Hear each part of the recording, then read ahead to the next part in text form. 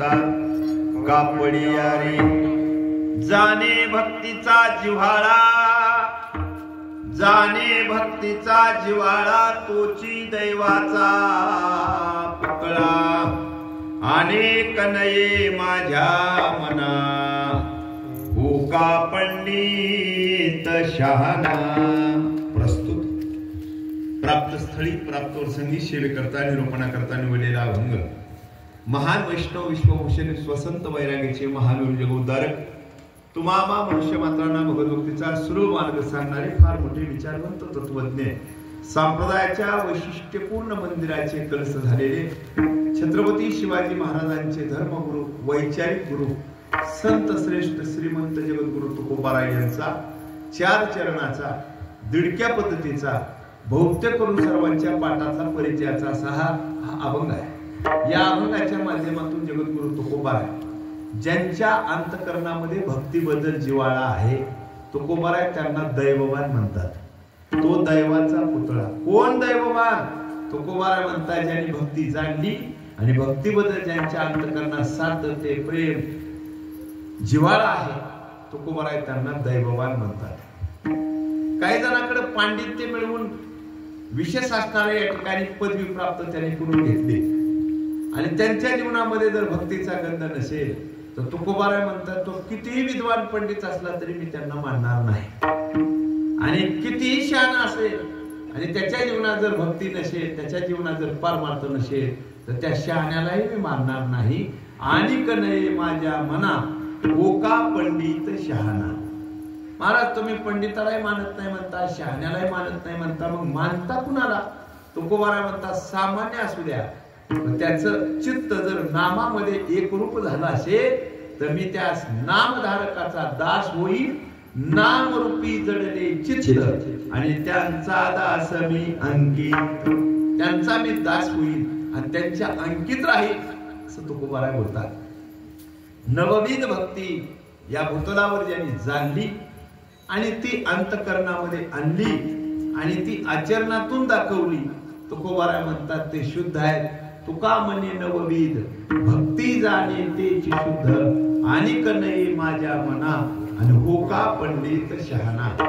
असा या अभंगाचा सरळ सरळ शब्दशः अर्थ आहे. अभंगाचं यथार्थ चिंतन निरूपण पाहण्याच्या अगोदर कीर्तनाच्या निमित्ताचा विचार करणं जरुरी आहे. मौजे श्री क्षेत्र भावटणा या नगरीमध्ये भावनाथेश्वरांच्या दरबारात संपन्न होत असलेला हा सुंदर भव्य आणि दिव्य स्वरूपातला अखंड हरिनाम सप्ताह. या सप्ताहामध्ये श्रीराम कथेचं आयोजन आहे, ज्ञानेश्वरी पारायण आहे आणि पारमार्थिक असणारी कार्यक्रमाची रेलचेल अन्नदान या ठिकाणी संपन्न होतोय. आणि या सप्ताहातील आजची ही चतुर्थ दिवसाची चौथ्या दिवसाची कीर्तन रूपी सेवा समस्त ग्रामस्थ मंडळीच्या वतीने गावकऱ्यांच्या माध्यमातून संयोजक मंडळीच्या द्वारा मला मिळालेले हे आमंत्रण आहे आणि भगवंताच्या दर्शनाचा सेवेचा योग मला पुन्हा एकदा प्राप्त झालेला आहे. परंपरेचा सप्ताह आहे. आराध्य दैवत ग्रामदैवत जागृत दैवत या पंचक्रोशीतलं विशेष असणारं दैवत असणारं भावनाथेश्वर मंदिर आणि या भावनाथाच्या दरबारामध्ये संपन्न होत असलेला हा सप्ताह आहे. आपली आस्था भावनाथावर खूप आहे आणि भावनाथ असणारी आपल्याकडून ती सेवा करून घेतो. पहा ग्रामस्थांचं सहकार्य परमार्थ किती केला याला विशेष महत्व नाही, कसा केला याला विशेष महत्व आहे. जसं आपण किती जगलो याला महत्व नाही, कसं जगलो याला विशेष महत्व आहे. केवळ परंपरा सांगून चालत नाही, ते आपण आपल्या अंतकरणामध्ये किती उतरवलेली आहे, आपण ती आचरणात किती आणलेली आहे हे तेवढंच महत्वाचं आहे. संतांचे विचार नुसते पाठ करून चालत नाही, ते विचार अनुभूतीला आणावे लागतात. पारायण ज्ञानेश्वरीचे किती झाले याची गणती करत बसायचं नाही. ज्ञानेश्वरी मधली एखादी तरी ओवी आपण आपल्या अनुभवात किंवा आचरणात आणली आहे का याचं अवलोकन, याचं सिंहावलोकन, याचं चिंतन स्वतः करणं गरजेचं आहे. नामा म्हणे श्रेष्ठ आणि एक तरी ओवी अनुभवावी, हे फार महत्वाचं आहे. अनुभव परमार्थामध्ये फार महत्वाचा आहे. संतांच्या जीवनातला अनुभव किती पराकोटीचा आहे. ऐसा ज्याचा अनुभव आणि विश्वदेव सत्यत्वे देवतया जवळी असे पापनाशी दर्शने. काय अनुभव आहेत त्या माणसांचे. आपला अनुभव, त्या अनुभवाला कुठंच कसलीच किंमत नाही. आणि संतांचा एक एक अनुभव जीवन बदलून टाकतो. विठ्ठल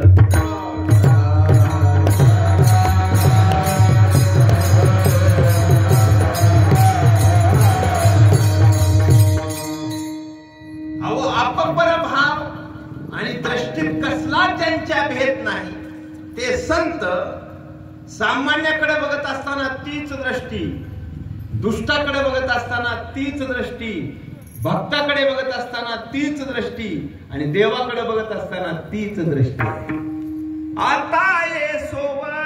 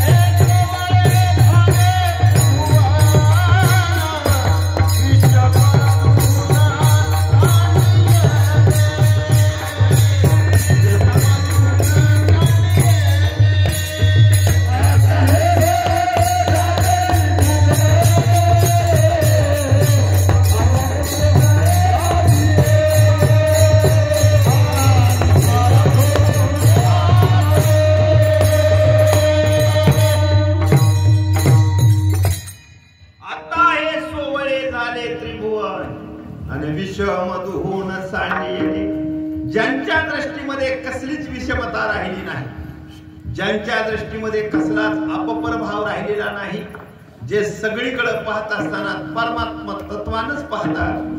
विठ्ठल जळी स्थळी भरला, रितार भाव नाही उरला, आजम्या दृष्टीने पाहिला विठ्ठलची विठ्ठल. सगळीकडे त्यांना देव दिसतो. गोदावरीच्या काठ्यावर उभारले असलेले एकनाथ महाराज आणि पाण्यात बुडणारा विंचू त्यांनी पाहिला. नाथ महाराजांचं अंतःकरण द्रावलं. नाथ महाराज लगेच घाटाच्या पायऱ्या उतरून पाण्यामध्ये शिरले आणि बुडणाऱ्या विंचवाला हातात घेतलं. आता तो विंचूच आहे. हातात आल्याबरोबर पाणी विचरून गेलं आणि विंचवानं बरोबर व्हॅनिला नावाचा आईस्क्रीमचा आस्वाद दिला. असं होईल का? नाही. त्या विंचवानं आपलं काम केलं. नागीचा जोरात फटका मारला, अंगाचा दाह झाला, हात झटकला. झटकल्याबरोबर पुन्हा विंचू पाण्यात पडला. 10 अंगाचा होतोय तरी त्या विंचवाला बुडताना पुन्हा पाहिलं आणि पुन्हा दया अंतःकरणात निर्माण झाली. पुन्हा विंचवाला हातात घेतलं. पुन्हा त्या विंचवानं आपलं काम केलं. असं एकदा नाही, दोनदा नाही, 8 वेळा झालं. 8 वेळा. आणि 8 वेळेला त्या विंचवानं तेच काम केलं. कोणतं? नांगी मारण्याचं. काठावर उभे असणाऱ्या दुसऱ्या ब्राह्मणानं बघितलं आणि तो ब्राह्मण म्हणला, ओ नाथ बाबा, तुमच्या डोक्यावर परिणाम झालाय का? तुला काय झालं? अहो, तो विंचू आहे. विंचू मरू द्या त्याला. त्याला वाचवण्याचा तुम्ही प्रयत्न करता, तो तुम्हाला नांगी मारतोय. का त्याला वाचवण्याचा प्रयत्न करताय? नाथ बाबा गोड हसले. ते म्हणले, बाबा, विंचू असून जर तो त्याचं काम सोडत नाही तर मी माणूस आहे, माझं काम मी का सोडावं? दुष्ट माणसाला दुष्ट म्हणून जर तो दुष्टपणा टाकत नसेल तर सज्जन माणसाला एखाद्या वेळेस कोणी दुष्ट म्हणलं तर त्यानं आपला सज्जनपणा का टाकावा हे विचार करण्यासारखं आहे. मी याला म्हणून देणार नाही. पुन्हा वाचवलंच महाराज. एकनाथ महाराजांचं विशेषत्व आहे. त्यांच्या दृष्टीमध्ये विंचू म्हणजेच परमात्मा आहे. तुका म्हणे सर्प विंचू नारायण.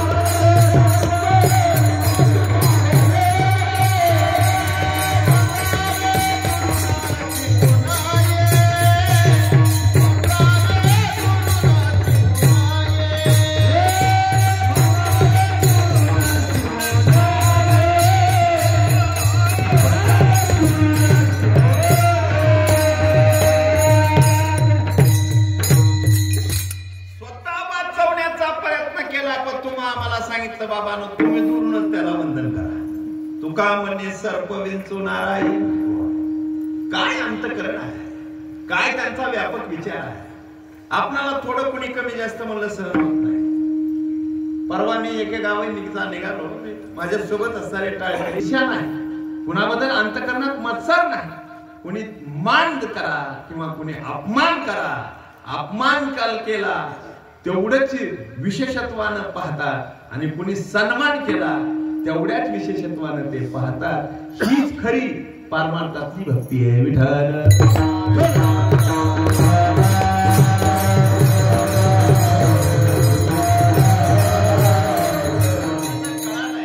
हे नश्वर जीवन आहे, अशाश्वत जीवन आहे. आज आपण आहोत, उद्या आहोत का नाही सांगता येत नाही. उद्याचा दिवस आपल्या जीवनात आपल्याला पाहता येईल का न पाहता येईल सांगता येत नाही. आदरणीय हरिभक्ती पराये, खऱ्या अर्थानं समोरच जे बसलेले राहायचे ते वैकुंठवासी विठ्ठलरावजी जोशी देवबाप्पा. या नगरीत कीर्तन असलं काय किंवा निळकंठेश्वर मध्ये असलं काय, पंचक्रोशीत कुठेही कीर्तन असलं, वेळ मिळाला तर बरोबर यावं, पुढे बसून कीर्तन ऐकावं. म्हणून कीर्तन झाल्यानंतर दर्शना करता यावं. त्यावेळेस आम्ही म्हणावं, महाराज भूदेवाकून आणि गोसाव्याकून पाया पडून घेऊ नये असं आमचे गुरुजी म्हणतात. अहो तुम्ही पाया पडणं हे उचित नाही, आम्हाला त्याचा दोष आहे. ते म्हणतात नाही नाही. त्याने 2-3दा हसत हसत म्हणले, हे पाया मी तुमच्या पडत नाही, तुमच्यातल्या त्या तत्वाच्या पाया पडतोय. ते तत्वच म्हणजे परमात्मा तत्व आहे. हा विचार आहे बघा. सहज चलत चलत त्यांनी या जगाचा निरोप घेतला.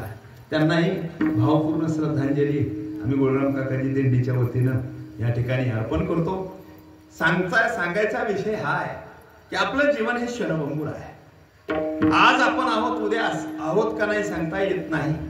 या देहाचा क्षणाचाही भरवसा नाही. देह जाईल जाईल त्याशी कार्य नुमत असी दगडा आणि कैसे हत्ती घोडे वाडा.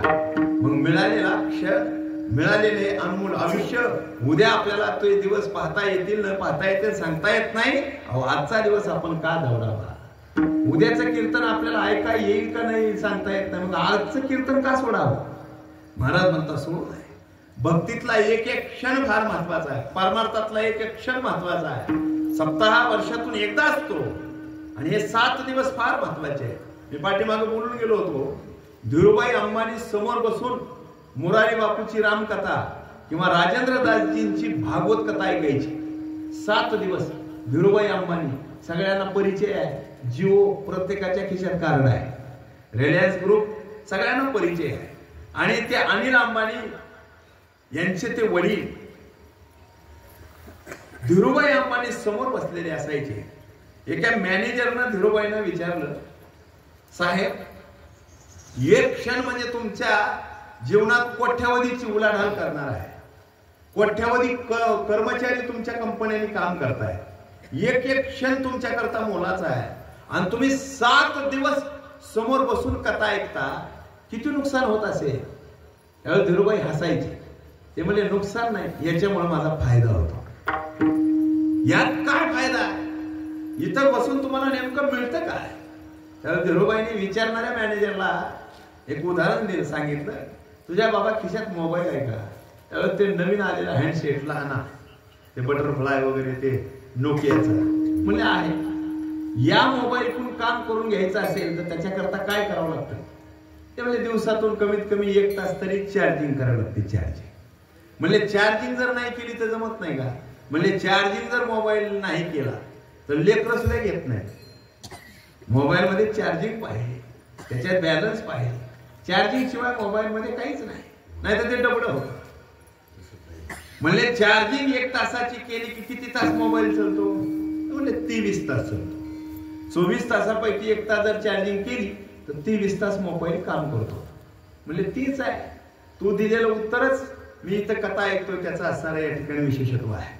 म्हणजे नाही समजलं, 365 दिवसापैकी 7 दिवस फक्त मी आनंदाची चार्जिंग कथेमध्ये करतो. 365 दिवसापैकी 7 दिवस ही आनंदाची चार्जिंग मी कथेमध्ये करतो. राहिलेले 357 दिवस ही आनंदाची ऊर्जा या बॅटरीच्या माध्यमातून पुरवण्याचं काम केलं जातं. म्हणून कथा ऐकावी, म्हणून कीर्तन ऐकावं, म्हणून सप्ताहामध्ये थोडा वेळ द्यावा. वर्षातले फक्त हे 7-8 दिवस महत्वाचे आहेत, बाकी प्रपंच तर चाललायच. आयुष्याचे चालत असे पारायण, आता तरी मुखी म्हणा नारायण विठ्ठल.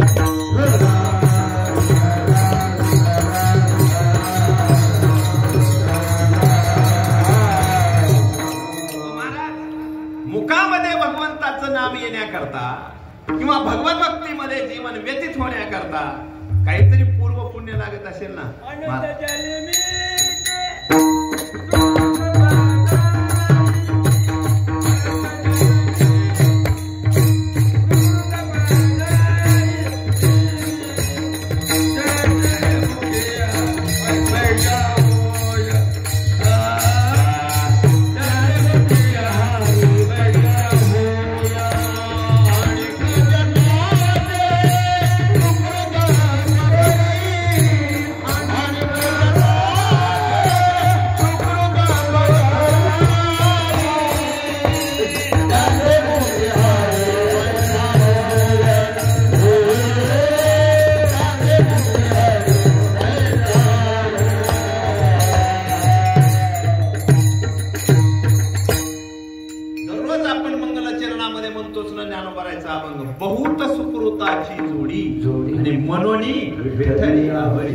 परमार्थाची आवड, भगवत भक्तीची आवड अंतःकरणात निर्माण होण्याकरता सुकृत लागतंय.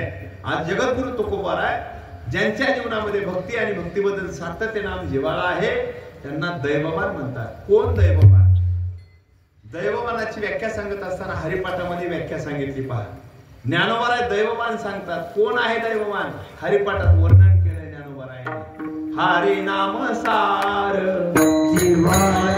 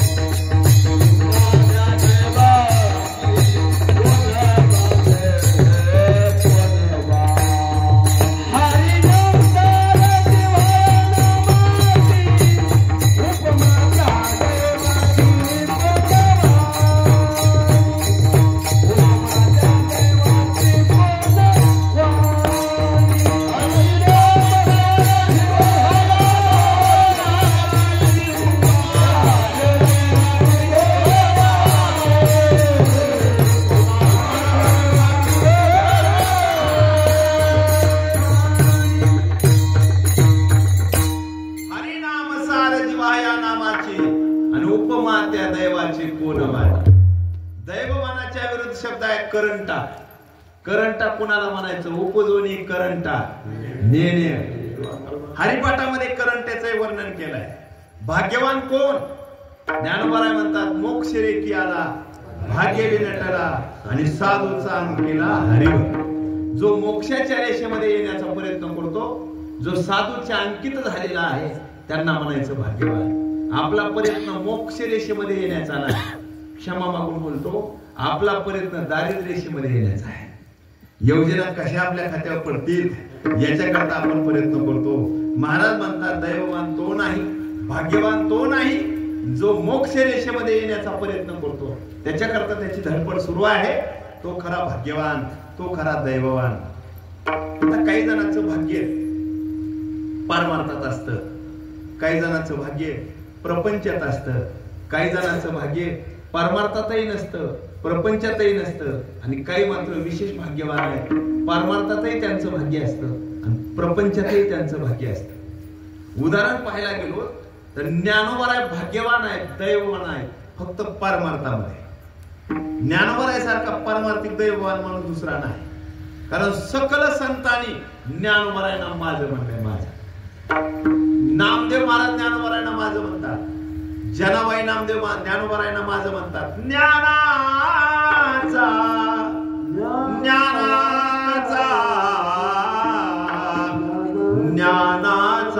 सागर सका माझा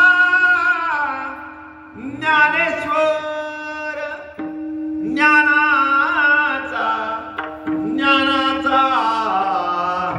ज्ञानाचा सागर. जनाबाईंनी ज्ञानोबरायांना माझं म्हणावं. अहो तुकोबराय तर म्हणतात मज पामर आहे काय थोरपण आणि पायाची वाहन पायी भरी. पांडुरंग परमात्म्याने विठेवर उभा असताना ज्ञानोबरायांना समोर पाहिलं. नामदेव महाराज तक्रार करू लागले. देवा ज्ञानोबराय म्हणतात मला सोबत घेऊन तीर्थयात्रा करायची आहे. आता मला तुला सोडून जावंसं वाटत नाही. आता तुला सोडून जाणं कसं शक्य आहे. पांडुरंग परमात्मा हसले. ते म्हणजे ज्ञानोबराया सोबत जर ते म्हणत असतील तर नामा तू आवश्यक तीर्थयात्रा कर आणि माझ्यापासून तू दूर जातच नाही. नामा म्हणजे ह्याची पाहे आणि ज्ञानदेव मीच आहे. ज्ञानदेव प्रत्यक्ष मीच आहे. म्हणजे जगाचा मायबाप पांडुरंग परमात्म्याने ज्यांना माझं म्हणावं किंवा मीच आहे म्हणावं ते ज्ञानोबराय भाग्यवान. फक्त परमार्थात विठ्ठल.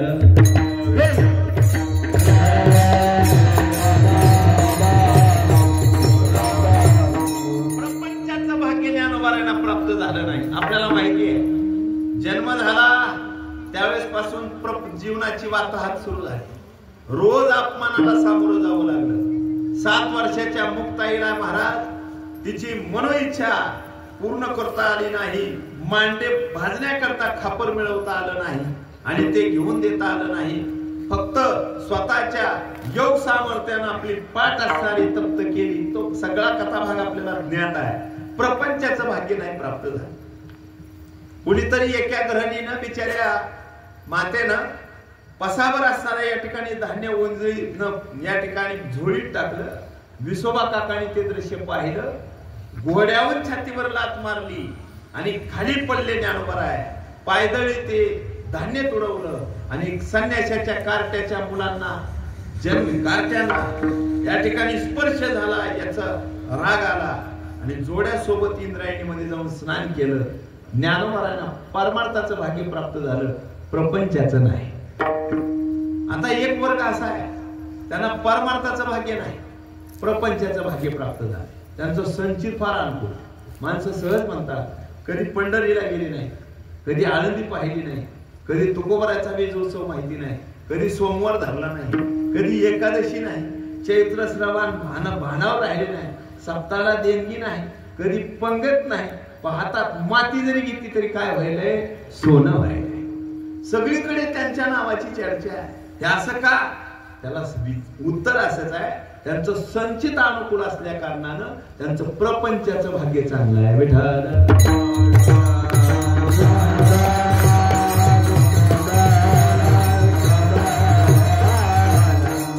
काही प्रपंचातही भाग्यवान नसतात आणि परमार्थातही भाग्यवान नसतात.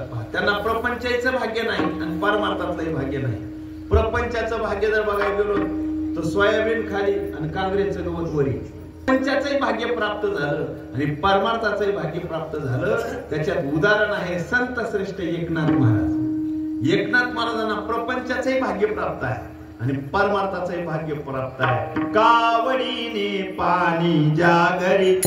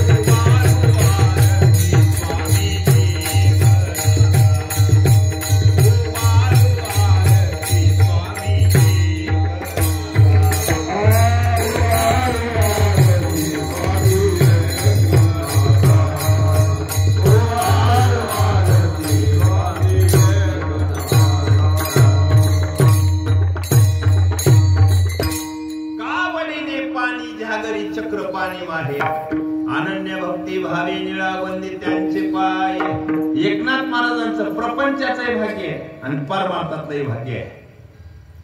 36 वर्ष देवानं वेगवेगळं नाव धारण करून नातांच्या घरी सेवा केली. केशव नाम धारण केलं, विठ्ठल नाम धारण केलं आणि श्रीखंड्या नाव धारण करून नाथ महाराजांच्या घरी देव रावला. हे नातांचं प्रपंचाचं भाग्य आणि परमार्थाचं भाग्य आहे. काही माणसाच्या जीवनामध्ये भाग्य बदल होतो. गरिबी असते. एक जण एका ज्योतिषाकडे गेला आणि ज्योतिषाला म्हणला, महाराज धन प्रारब्धेशी वाडे मान का सोस करसी वाया आणि भज मना पंढरी राया. आपण एकच करावं, ईर्ष्या करत बसू नये, परमात्म्याची भक्ती करावी. जगद्गुरु तुकोबाराय म्हणतात, अहो हे धन आलं म्हणजे भाग्य नाही हो, पत्नी मिळाली भाग्य नाही. तुकोबारायकडे काही साधक मंडळी आहे.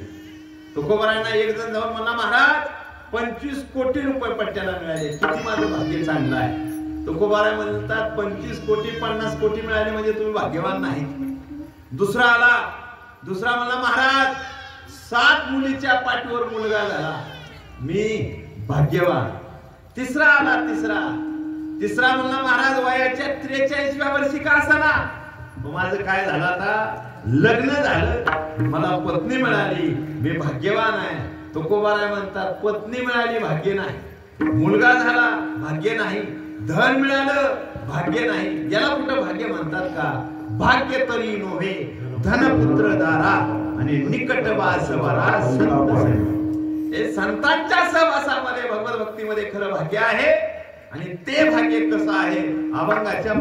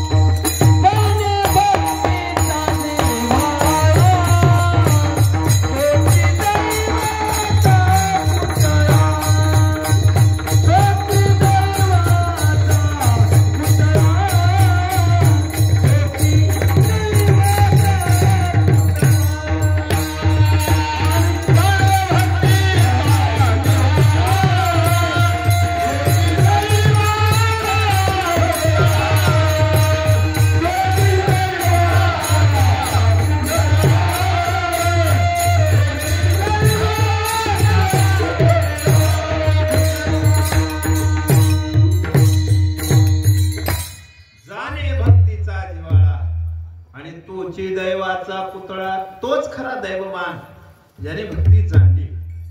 जाणे हा शब्द येण्याच्या विरोधात नाही. मराठीमध्ये काही जोडे आहेत पहा, समानार्थी शब्दाच्या जोड्या लावा आणि विरोधार्थी आणि नेन नेते गेले हरीचे ठाई. नेनतेपण आणि जाणतेपण. जाणणारा ज्ञानी आहे आणि नेता अज्ञानी आहे.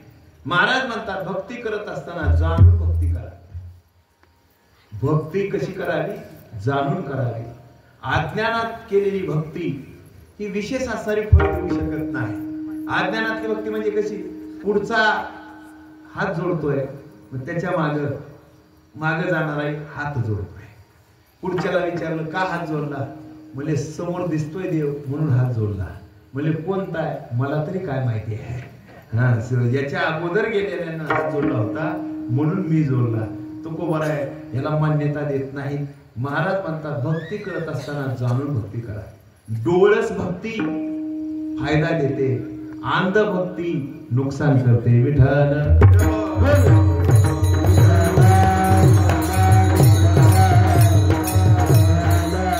आंधळ्याच्या पाठी लागले आंधळे, त्याच्यात अपघाताचा या ठिकाणी संभव आहे.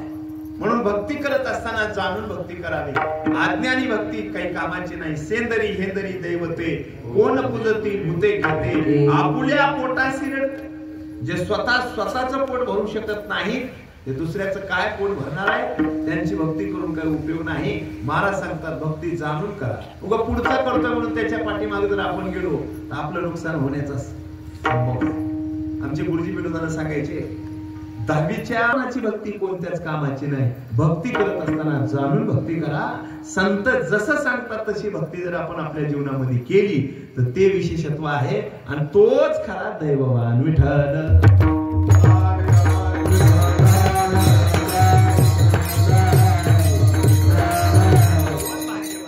भाग्यवंत मनोजया